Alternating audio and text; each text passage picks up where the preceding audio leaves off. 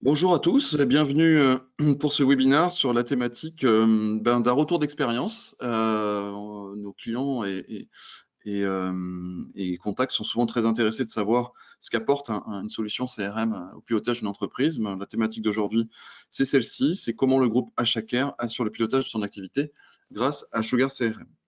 Avant de démarrer ce webinaire, quelques petits rappels. Tous les participants sont en mode écoute seul. Vous disposez d'un un petit outil de questions-réponses dans l'interface que nous utilisons. Donc, n'hésitez pas à poser vos questions dans cet onglet. Et dans tous les cas, vous recevrez le replay de ce webinaire par email. Donc, n'hésitez pas à le visualiser, à le partager. Pardon. Et ne perdez pas votre temps à prendre des notes pendant le webinaire, puisque vous pourrez largement le réécouter. Je me présente, je m'appelle Stéphane Calimodio, je suis directeur général en charge de l'activité CRM chez Synolia. Et j'ai le plaisir pour ce webinaire d'accueillir deux personnes qui nous tiennent à cœur, Monsieur Le Bolloc et Monsieur Prosperi. Jean-Michel, je vous laisse peut-être commencer par vous présenter, s'il vous plaît. Très bien. Je suis président du groupe HCare et j'officie, j'ai un peu deux histoires dans mon CV. Une première histoire par l'informatique. J'ai été chez Capgemini, puis directeur informatique dans des groupes utilisateurs. Et par la suite, je suis revenu à ma formation initiale de gestion de la production, puis DG, puis président du groupe HCare depuis une douzaine d'années. Voilà. Merci beaucoup, Jean-Michel. Romain? Bonjour à tous, Romain Prosperi, donc je suis le directeur commercial du groupe HCare. Je suis présent dans le groupe depuis 16 ans avec différentes activités et périmètres au niveau du commerce, donc une expérience commerciale de 16 ans. Voilà. Merci beaucoup, messieurs. Avant d'attaquer dans le vif du sujet, un petit rappel sur qui nous sommes. Donc, Synolia, notre mission, c'est de libérer le potentiel de croissance de nos clients grâce à une plateforme de services et de solutions digitales complètes et innovantes. Et vous pouvez visualiser sur le petit diagramme que vous avez à côté les différents domaines fonctionnels que l'on couvre au sein de notre plateforme digitale. Et évidemment, le CRM et la gestion des forces de vente en font partie. Jean-Michel, est-ce que vous pouvez nous présenter le groupe HCare? Oui, très bien. Alors, le groupe HCare conçoit, fabrique, commercialise, ce qui nous intéresse un peu plus aujourd'hui, et assure le SAV pour que vous ayez des produits médicaux dans les différentes institutions, donc des produits médicaux de bonne qualité et qui se maintiennent pendant une quinzaine d'années à un bon niveau. On fait ça à travers trois marques: Alibert, qui est notre marque hospitalière; Corona, qui est notre marque hébergement, donc maintien de maison de retraite; et Sotec, qui est la marque domicile. Alors, à l'hébergement, fournisseur de lits médicalisés à l'hébergement, on est les numéro 1, à Libert, on est numéro 4. On fournit des lits et aussi un système modulaire visant à organiser le soin, le bloc opératoire, les salles de soins, les pharmacies centrales, pharmacies de service. Et Sotec, on livre essentiellement des lits pour le domicile. Voilà un petit peu. On a 4 sites de fabrication en France: Paris, qui sont plus des bureaux; Nantes, qui est le plus gros site; Loudun, qui est historique, où sont faits le matériel de la Libère, donc chariot modulaire, chariot de soins, etc., et les lits hospitaliers; et Tours, qui fait le mobilier. Donc, on est très, très sensible à la fabrication France, même si les grandes écoles de référencement françaises y sont plus ou moins sensibles. On fait 35, donc maintenant on fait un petit peu plus de chiffre d'affaires et on est 160 personnes. 40 000 produits installés par an chez nos clients, toutes populations confondues. Sur ces 40 000, il y en a un petit 25 000, c'est des lits, et le reste, c'est des chariots modulaires, mobiliers, chariots ambulatoires que vous devez voir, etc., etc. D'accord. Donc, nombreux produits, nombreux matériels qu'on retrouve si on veut. Ouais, alors si on parle de commerce et de l'application du CRM, nombreux produits, nombreuses lignes de produits, nombreux réseaux de vente, nombreux et des méthodes d'achat complètement différentes. C'est-à-dire que nous, on est dans un métier, le médico-social en France, c'est compliqué. Il peut être abordé régionalement, nationalement, localement. Donc, par exemple, il y a des maisons de retraite qui sont gérées par des CIBOM, c'est des communautés de communes. Il y a par contre des grands groupes maisons de retraite que vous connaissez, Corian, Domus, etc. Et vous pouvez avoir aussi des maisons de retraite qui sont rattachées à un hôpital ou des associatifs, ou donc de fait des processus de décision par typologie de clients complètement différentes. et des méthodes de décision complètement différentes. Une grande centrale de référencement va avoir les moyens d'avoir des appels d'offres très très calibrés, et à l'inverse, la CIBOM va s'intéresser beaucoup aux utilisateurs et va consulter beaucoup les soignants, et donc on a des méthodes d'expo. Donc ça veut dire des process de vente complètement différents, avec des actions commerciales à bien calibrer. D'accord. Bah, du coup, c'est effectivement un point qu'on va creuser avec Romain juste après. Mais avant, je voulais vous demander si vous pouvez nous expliquer un petit peu comment s'est constitué le groupe Healthcare. Oui. Alors, le groupe, il est né. Avant, j'étais déjà dans le médical, et j'ai remarqué qu'en fait, dans le médical, il y avait soit des grands internationaux qui nous prenaient beaucoup de marché, soit des petites sociétés françaises qui, à l'image de la France, ont pas mal de petites sociétés. Vous savez, on a 1000 fromages en France, ben, on a plein de petites PME, et c'était compliqué de faire s'entendre les PME pour que ça devienne des ETI un peu plus gros. La genèse du groupe Healthcare, c'est de dire, OK, on essaie de faire des bons produits, on conçoit nos produits, donc de façon organique. Par exemple, cette année, on va faire 18% de croissance sur la meilleure gestion de notre commerce et le développement des gammes.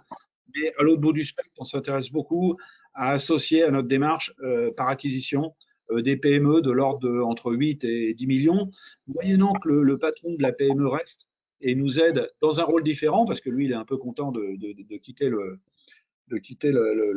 volcan, mais de nous aider sur des pans avec plus ou moins de réussite, et d'autres pans qui nous permettent de nous développer. Et puis, et donc l'idée, c'est on faisait 7 millions il y a 5-6 ans, on fait maintenant, on va vers 40 millions d'euros en prise de commande, on est très proche des 40 millions d'euros, et par acquisition et de façon organique. Et on va continuer à le faire en étoffant notre portfolio de marques et notre gamme, mais aussi en nous installant dans les pays limitrophes. Donc Belgique, Hollande, Italie, Espagne. Dans un premier temps, l'Allemagne et l'Angleterre, et plus loin étant des gros morceaux avec des spécificités, des fabricants bien établis, on pense que c'est plus compliqué pour nous d'aller établir quelque chose. Les Allemands sont très protectionnistes, et on y passerait vraiment beaucoup de temps, et ce serait plus compliqué. Ça ne veut pas dire qu'on ne va pas le faire, mais voilà où on pense qu'on a le plus de chances de réussir. L'idée, c'est de passer de 40 à 100 millions sur 7 ans. On vient de lancer un nouveau fonds, et on travaille avec les actionnaires sur le sujet. D'accord. Du coup, expansion, donc vous avez une croissance qui est organique, naturelle, vous avez une croissance par acquisition, et puis vous avez une croissance Ouais, géographique puisque vous allez chercher de nouveaux marchés. ouais. Romain, est-ce que vous pouvez nous expliquer un petit peu quels sont les enjeux et challenges que vous avez par rapport d'une part à la typologie de clients dont parlait Jean-Michel, et puis d'autre part par rapport à votre stratégie commerciale? Stéphane, je finis juste sur un point. D'accord. À chaque fois, puis après, Romain répond à votre question. À chaque fois qu'on fait une acquisition, on implémente le CRM, parce que pour nous, la priorité, c'est de prendre le contrôle du business. Et pour prendre le contrôle du business de façon simple, ça fait longtemps qu'on utilise Sugar, et c'est dans ce cadre-là qu'on l'utilise, quoi. Romain, vas-y. Super, merci beaucoup.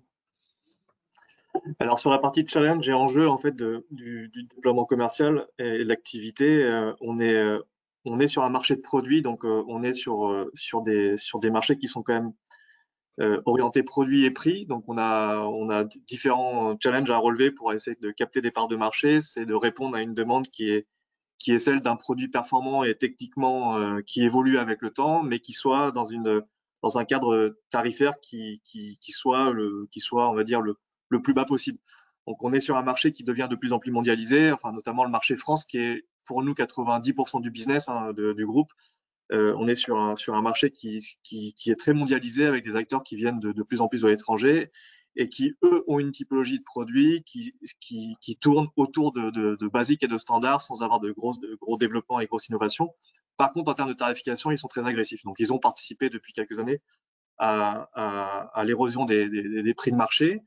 Et nous, fabricants français et étant sur ce marché France, on doit répondre voilà, à un besoin technique. Donc, nous, on amène sur le marché de l'innovation incrémentale. On essaie de développer de l'innovation année en année et d'avoir une vision d'après nos clients qui est celle d'une boîte agile et dynamique dans le développement de nos produits, tout en essayant de garantir une tarification qui soit celle du marché. On essaie de faire monter les prix de marché, mais ça reste compliqué face à des habitudes d'achat qui sont quand même bien tournées vers le prix, notamment sur les grandes centrales d'achat publiques comme privées, peu importe. Mais on essaie de répondre à ce challenge-là qui est de développer du développement d'avoir du développement incrémental, de l'innovation incrémentale, de l'innovation rupture, tout en garantissant une stratégie de prix qui reste cohérente par rapport au marché. D'accord. Et du coup, je crois que vous avez, donc Jean-Michel a commencé à en parler, vous avez des processus et des canaux de commercialisation qui sont différents. Je crois que vous avez une partie de votre business qui est en direct, une partie via un réseau de distribution. Est-ce que vous avez la possibilité d'ajouter aux produits du service, par exemple, quand vous êtes en direct, ou est-ce que c'est un marché où vous n'avez pas cette opportunité-là, en fait, et effectivement, vous êtes obligé de rester à 100% sur le produit?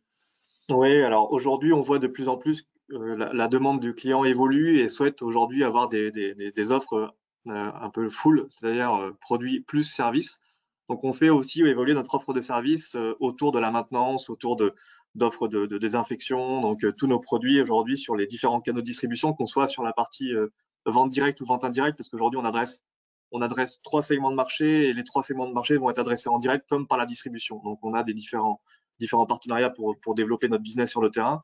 Mais à chaque fois et de plus en plus aujourd'hui, nos offres sont sollicitées avec une notion de service et d'accompagnement pour l'utilisation comme pour la maintenance. D'accord. Et du coup, est-ce que vous pouvez nous expliquer comment cette structuration de marché et de vos clients structure votre équipe commerciale, votre organisation commerciale? Alors, nous, on a choisi de se déployer en fonction du marché. Donc, on n'a pas essayé de réinventer le marché, mais plutôt en fait d'accompagner le marché par des réseaux commerciaux. Aujourd'hui, par exemple, on a dans le panel de produits, le panel de marques, on a 2 offres qui travaillent, qui bossent en direct. Donc, on a Alibert et Corona qui adressent le client final par des offres en direct, qu'on soit par des centrales d'achat françaises ou des marchés dans le privé, peu importe. Et là, on a une force de vente qui va être dédiée sur chaque segment. Donc, on a une force de vente pour la partie hébergement, vente directe, et une force de vente par la partie hospitalière, vente directe. Et la troisième force de vente va être celle de Sotec Médical, qui est plutôt une vente pour le maintien à domicile, mais qui passe par la distribution. Donc là, on va organiser le déploiement commercial par le réseau de distribution. D'accord, très bien. Est-ce que du coup, si on focus un petit peu plus sur la mise en place d'un CRM au sein du groupe et de Sugar CRM en particulier dont on parle, Jean-Michel, est-ce que vous pouvez nous expliquer comment vous avez fait ce choix il y a 17 ans maintenant? Alors, faut effectivement rappeler quelque chose de non négligeable, c'est que ça fait 17 ans que vous vous appuyez sur la même plateforme et le même partenaire CRM, ce qui est très rare sur notre marché et on vous en remercie encore aujourd'hui. Est-ce que vous pouvez nous expliquer comment vous avez fait ce choix initialement? Alors, à l'époque, et juste, on a même remis ce choix en question assez récemment et on a choisi de continuer. On a fait un choix de produit avec une volonté de se dire c'est un produit stratégique, c'est-à-dire ça doit nous aider dans un premier temps à mettre sous contrôle nos ventes et nos process de vente et dans un deuxième temps de faire de la croissance. Et pour ça, il faut que le produit soit utilisé par les gens de terrain et pour ça, il doit être très simple et configurable et s'adapter à notre business. Et donc, le choix qu'on a fait, et encore une fois, on l'a remis en cause récemment et on a décidé de continuer, je vous en parlais 2 minutes. Le choix qu'on a fait de Sugar, c'est que ça nous permettait de faire très simplement, des choses très sophistiquées. C'est-à-dire simplement, c'est sans coder par du paramétrage. On peut customiser Sugar, on peut définir les tableaux de bord, mais au-delà de ça, on peut définir certains champs calculés qui nous aident dans notre fonction à nous. Je vais prendre un exemple. Nous, le nombre de lits total traduit quand même la grosseur des clients. Et ben, on a des comptes rattachés. Et ce qui est intéressant, c'est de savoir, après, à ces comptes rattachés, de sommer les comptes rattachés. Le CRM le fait très bien, donc les champs calculés. Je vais citer une application qui nous a beaucoup plu, c'est par exemple la gestion des scénarios. Si je fais ça, alors je fais ça. Si je fais ça, si ce champ bouge, alors je fais ça. Voilà. Donc la customisation nous a permis d'augmenter le niveau de fonctionnement dans le groupe parce qu'au début, on commençait avec peu d'informations fiables et puis ensuite on progresse et on améliore. Et suivant l'amélioration des infos qui sont mises dedans, on peut générer des scénarios, il n'y en a pas encore assez chez Edgecare, qui permettent de gérer mieux votre client et aussi vous en interne, les forces internes.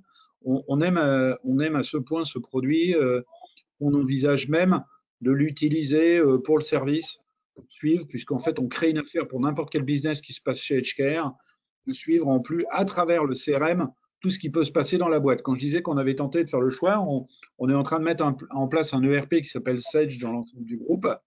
Et Sage nous a dit, ah, mais super, moi j'ai un CRM qu'on n'a pas pris parce que tout est compliqué. La customisation, personnalisation est compliquée, tout est compliqué. Donc, on décide d'utiliser, nous, Sugar pour l'ensemble du fichier client de la boîte, et c'est la source du fichier client de la boîte qui est pour moi la denrée la plus chère. Le reste, il y a toujours un mec qui fabrique mieux que vous, moins bien que vous. Je ne peux pas dire que c'est pas important, hein. Mais voilà. Mais par contre, vos clients, c'est le truc qui a une valeur énorme. Et donc, on a choisi de continuer avec le CRM dû à ça, dû au fait qu'on peut customiser, que c'est simple, qu'on peut gérer des scénarios. Exemple, là, on est en train de mettre en place le fait que les installateurs, ce sera prêt dans 6 mois, en décidant avec des informaticiens, mais très peu, que quand on installe, on saura automatiquement si c'est bien passé, mal passé. Si ça se passe mal et que c'est un client chaud, eh ben, tout de suite, les commerciaux sont prévenus. Qu'est-ce qu'on fait? Comment on se regroupe? On pourrait même aller plus loin avec des infos, de générer tout de suite, vite fait, un petit team pour en parler et voir où on va, etc., etc. Donc, ça paraît pas, mais on commence à avoir beaucoup de flux, hein, pour 40 millions d'euros, et aller vite, de façon ciblée, sur certains éléments, est vraiment stratégique pour nous, pas se noyer dans le détail. Et ça, par exemple, le CRM permet de le faire. Donc D'accord. voilà pourquoi on a choisi Sugar. Alors, on en avait testé d'autres, et encore une fois, on a regardé celui de Sales, enfin, je veux dire, enfin, de Sage, il n'y a pas photo. Enfin, voilà, D'accord. on ne peut pas customiser comme on veut, on ne peut pas se créer nos champs, on peut pas, voilà, il y a plein de choses qui pour nous sont bloquantes. Voilà.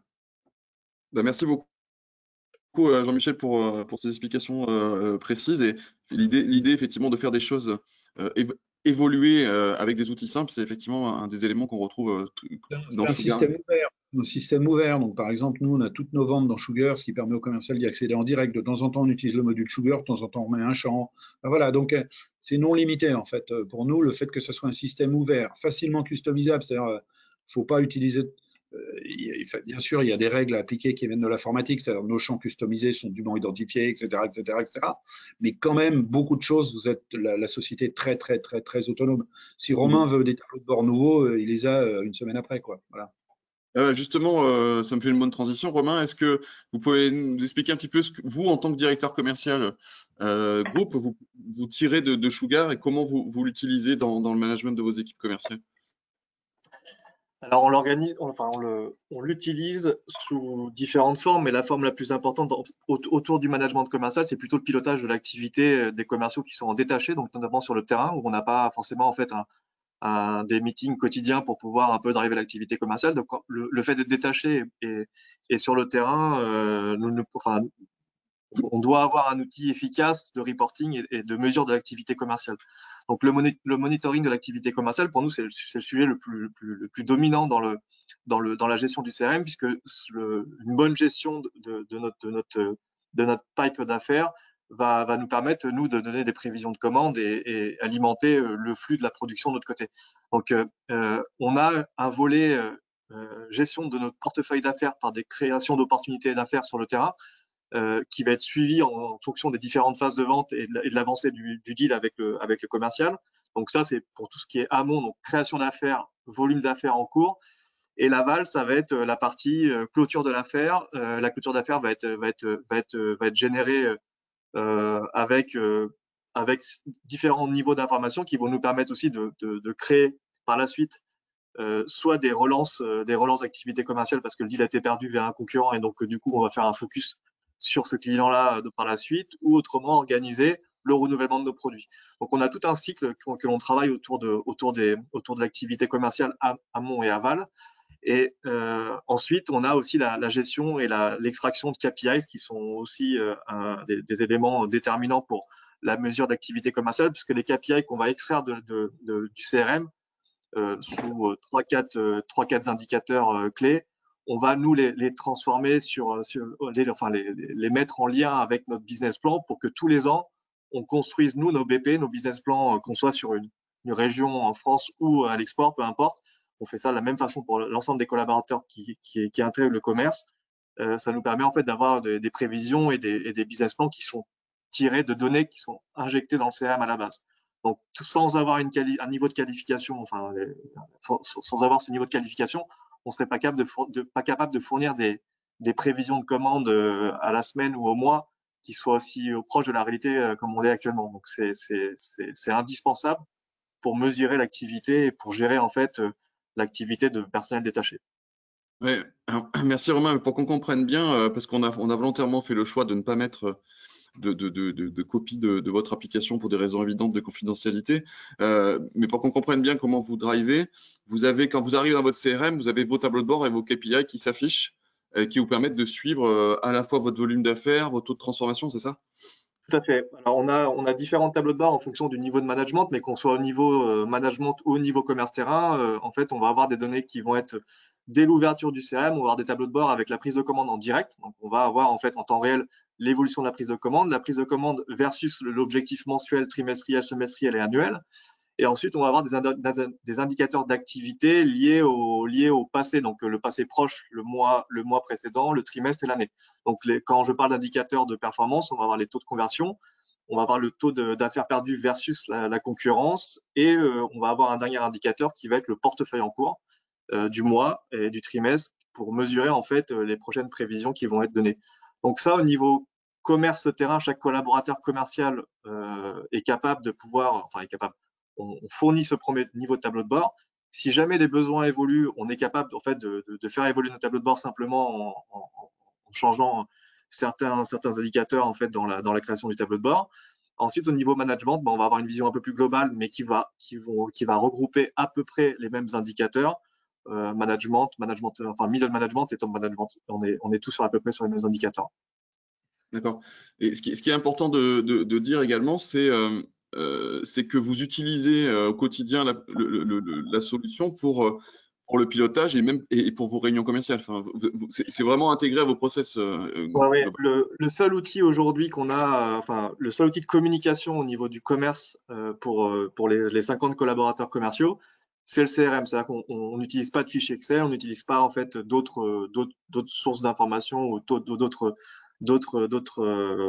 supports. On n'utilise que le CRM pour faire nos business reviews, qu'on soit sur le business review terrain ou les business reviews de manager, et ensuite la production d'indicateurs pour faire des forecasts de vente sur les périodes futures.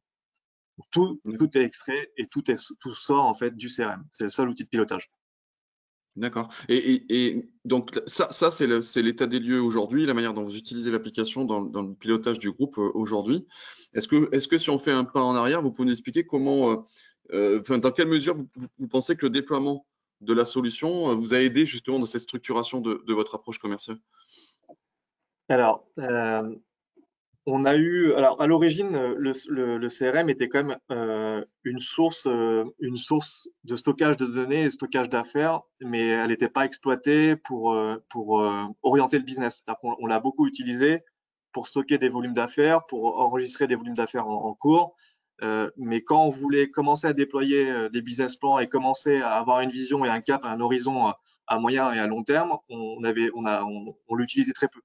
Donc aujourd'hui, comme je le disais tout à l'heure, on est quand même sur maintenant une approche. On est sur des marchés où on doit avoir de la visibilité et surtout avoir de la vision à moyen long terme. Et on a besoin en fait d'avoir un outil qui va nous donner des sorties des données ou des extractions ou de la pilotage d'informations simples et synthétiques. Et aujourd'hui, on est capable, par exemple, quand on regarde notre portefeuille d'affaires, qu'on décline sur 5 ans, on est capable d'avoir des volumétries de volume d'affaires propre à notre activité, propre à l'activité de nos concurrents. Donc, on est capable de se projeter. Donc, ça, c'est un outil en fait de projection qui est aujourd'hui qui est très fort et qui nous permet de définir des lignes sur 2022, 2023, 2024. D'accord, ok. Jean-Michel, est-ce que, bon, on l'a dit tout à l'heure, hein, 17 ans à l'échelle de l'informatique, c'est juste voilà, c'est un siècle, hein, c'est une éternité. Est-ce que vous pouvez nous dire en quoi, vous l'avez évoqué tout à l'heure déjà un petit peu sur la partie solution et facilité de paramétrage, mais comment vous expliquez les raisons de votre fidélité à Sugar CRM et Synolia sur ces 17 ans, au-delà de la facilité d'accès à la solution? Non, mais enfin, c'est pas neutre hein, que c'est la solution. Hein. L'idée, c'est que nos sociétés, elles ont différents niveaux d'utilisation du commerce et des choses comme ça. Donc, il y a quand même une volonté d'homogénéiser. Mais au-delà de l'homogénéisation, L'idée, c'est qu'on peut customiser pour arriver à s'adapter au niveau de business et à le faire monter. Vous voyez ce que je veux dire? C'est-à-dire que concrètement, vous prenez une équipe en National 2 pour la faire jouer en Ligue 1 direct. Bon, il y a des exceptions une fois de temps en temps. Et vous avez l'équipe de Tours, pour prendre chez nous, avec ces personnes qui jouent des matchs de la Coupe de France, mais c'est comme les poissons volants, c'est pas la majorité de l'espèce. Donc, ce que je veux dire par là, c'est que l'outil est quand même configurable à souhait. Donc, au fur et à mesure, je mentionnais les scénarios.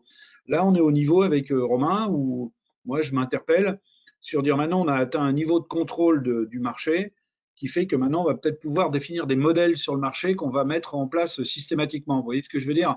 Non plus par les leads, mais par notre connaissance du fichier client et la puissance de nos marques. Eh ben, on réfléchit à automatiser avec des scénarios pour que, voilà, qu'est-ce qu'on va faire sur chaque marque, qu'est-ce qu'on va faire. Donc, ça, on ne l'aurait pas fait il y a 3 ans. Vous voyez ce que je veux dire? Donc, ce caractère paramétrable, c'est pas parce que c'est pas paramétrable au sens où j'avais besoin de me payer un mécano. Vous voyez ce que je veux dire? C'était parce que le business, enfin, je ne connais pas les entreprises qui sont avec nous, mais le business progresse, quoi. Vous voyez ce que je veux dire? Le niveau de vos utilisateurs progresse. Et donc, il faut un outil qui, moi, j'ai vu des tonnes de RP qui vous disaient, ouais, on peut faire ça, et on peut faire ça, et on peut faire ça. Ouais, mais nous, on n'a pas besoin de faire ça à ce moment où je vous parle, quoi. Vous voyez ce que je veux dire? Et avec l'évolution de vos clients, l'évolution de vos collaborateurs, ouais. voilà, ouais, et l'évolution de nos collaborateurs, bah, au fur et à mesure, on progresse, et puis après, on fait ça, et puis après, on leur demande de s'organiser comme ça, et on fait ça. Et à chaque fois, avec Sugar, ben, on a des pans qu'on peut utiliser et qui permettent de faire ça. On parlait l'autre fois de l'optimisation des tournées. Vous voyez, ce que je veux dire, à chaque fois, on a des petits utilitaires et on est assez autonome pour les mettre en place. Donc, ce côté évolutif et support pour nous, c'est super pratique parce qu'on n'appréhende pas, quoi. J'appréhende pas de me dire il me manque un module, ou il manque de ceci, ou il manque de cela. Évidemment, de temps en temps, on rajoute des choses, mais on sait qu'on va pouvoir évoluer et pour l'instant, on n'a jamais été limité. Donc voilà ce qui nous fait être fidèle. C'est cette capacité à accompagner votre croissance alors que vous avez racheté des sociétés, vous avez multiplié par 10 votre chiffre d'affaires. Enfin, voilà, la solution est toujours là pour vous accompagner et vous permettre d'accompagner cette croissance et même potentiellement d'anticiper, quoi. C'est ça, exactement. Romain, est-ce que vous auriez… Oui, pardon, Michel? Non, je dis pour l'instant, on ne voit pas où ça s'arrête, puisqu'il y a encore des choses qu'on n'utilise pas et qu'on peut aller plus loin, quoi, voilà. Romain, est-ce que vous auriez une anecdote à nous donner sur l'utilisation, le déploiement d'une solution CRM comme Sugar dans une équipe commerciale? Oui, j'en ai une et enfin, c'est marrant parce qu'on la mesure de plus en plus depuis qu'on monte en puissance sur l'utilisation du CRM et avec les pratiques communes sur chacun des réseaux commerciaux. Mais là, on est dans des phases de développement et le développement s'accompagne par l'intégration de nouveaux collaborateurs sur le terrain. Et on a souvent des profils qui ont soit utilisé ou pas assez bien utilisé des CRM dans leur précédente expérience. Et du coup, le CRM a souvent une vision un peu trop, enfin, selon les utilisateurs, mais une vision un peu de reporting un peu menaçant. Donc, il n'y a jamais eu en fait enfin, d'après eux, l'activité CRM n'était pas quelque chose qui leur apportait quelque chose, mais quelque chose qui était plutôt lié dans un cadre et un contexte de management et de reporting. Donc là, on a intégré par exemple différents collaborateurs commerciaux qui ont pris en main cette solution et les procédures liées au CRM. Et c'est vrai qu'avec le recul, un mois d'utilisation, heureusement qu'on a un outil en fait comme celui-ci, parce qu'aujourd'hui, en fait, la mise en place sur un nouveau secteur, d'une nouvelle activité, et rapidement être productif et faire du business, bah, ça s'est fait simplement avec un outil qui nous permet d'avoir toutes les informations pour préparer et commencer à déployer notre activité commerciale. Donc c'est vrai qu'aujourd'hui, principalement, on a ce type de retour qu'on met en forme d'anecdote parce que pendant longtemps, d'après les collaborateurs commerciaux, c'était une vision un peu restrictive du produit, enfin de l'utilisation parce que c'était un outil de management. Et là, aujourd'hui, ils voient la puissance de l'outil quand il est bien travaillé et ce que ça permet en fait ce que permet comme vision d'avoir une vision immédiate de déploiement commercial sur le terrain. D'accord, merci beaucoup. On va bientôt arriver au terme de notre échange. Est-ce que vous auriez l'un et l'autre un ou des conseils à prodiguer aux personnes qui nous écoutent et qui réfléchissent à soit la mise en œuvre, soit l'évolution de leur système CRM actuel qui potentiellement ne répond pas à leurs attentes, comme l'expliquait Romain dans un certain nombre de cas? Romain, tu commences? Oui, bah, moi j'en ai une, parce que je suis monté aussi en puissance avec l'utilisation du CRM au fur et à mesure qu'on a fait évoluer l'utilisation. Mais c'est sûr qu'aujourd'hui, cette vision à 360 hein, de la relation client et de l'environnement management autour de l'outil CRM, c'est vraiment c'est vraiment ultra efficace dans l'organisation de notre business, dans le déploiement sur le marché et ensuite sur la partie prévision et organisation de notre business dans le futur. Donc ça, c'est vrai que la vision à 360, elle est vraiment top et c'est vraiment, enfin aujourd'hui, l'utilisation qu'on en fait, ça nous permet vraiment d'avoir une vision vraiment globale. Donc c'est l'intérêt du système. Merci beaucoup, Jean-Michel. Ouais, mon conseil sur la mise, il faut bien calibrer les attentes les attentes qu'on a de Sugar et les mettre en perspective dans la capacité d'adaptation de votre société à la méthode. Je pense que vous pouvez dormir tranquille, que Sugar arrivera à faire ce que vous avez envie de faire. Voir si vous y mettez un peu de passion, vous allez pouvoir simplifier vos process. Et simplifier, c'est extrêmement compliqué. C'est toujours plus facile de faire compliqué que simple. CRM saura faire les deux, il saura faire compliqué, Sugar et simple, mais vous allez pouvoir simplifier. Mais par contre, vous devez bien marquer des étapes visibles pour votre organisation qui permettent de motiver tout le monde parce que vous pouvez garder le soft. C'est un soft conceptuel, Sugar. À ce titre, un concept, ça dure toute la vie, quoi. Donc vous allez pouvoir garder le soft aussi longuement que vous voulez et rajouter des add-ins si vous avez besoin au moment. Par rapport à, tiens, par exemple, les cartes, c'est bien au point, on utilise les cartes. Mais c'est plus globalement, vous allez pouvoir connaître votre marché, savoir comment vous organisez vos forces. Et ça, il faut le faire tranquillement, tranquillement parce que ça ne sera jamais un problème technique. Ça sera un problème pour vous de bien définir des étapes. D'accord. Eh ben, écoutez, merci beaucoup pour votre temps. Si on retrouve dans votre témoignage, et c'est intéressant, évidemment, des éléments fondamentaux dans le positionnement d'un éditeur comme Sugar CRM et puis dans la mise en œuvre d'un projet CRM. Vous avez parlé effectivement de se doter d'une solution qui vous aide à vous structurer, à organiser votre croissance, qui vous permette de piloter votre activité commerciale, qui soit un outil de travail pour vos collaborateurs et pas une contrainte ou un outil de contrôle de vos équipes. Et puis chez Synolia, ça nous ravit puisque notre mission, c'est de libérer le potentiel de croissance de nos clients. Et je crois que vous l'illustrez assez bien vu la croissance du groupe Edgecare et tout ce que vous avez en perspective. Donc, je vous remercie beaucoup pour avoir pris le temps de nous expliquer ça et de le partager avec nos participants. Et puis, écoutez, je vous souhaite une bonne fin de journée. Et puis, je vous dis à bientôt et encore merci. Merci. Merci. À bientôt. Au revoir. À bientôt.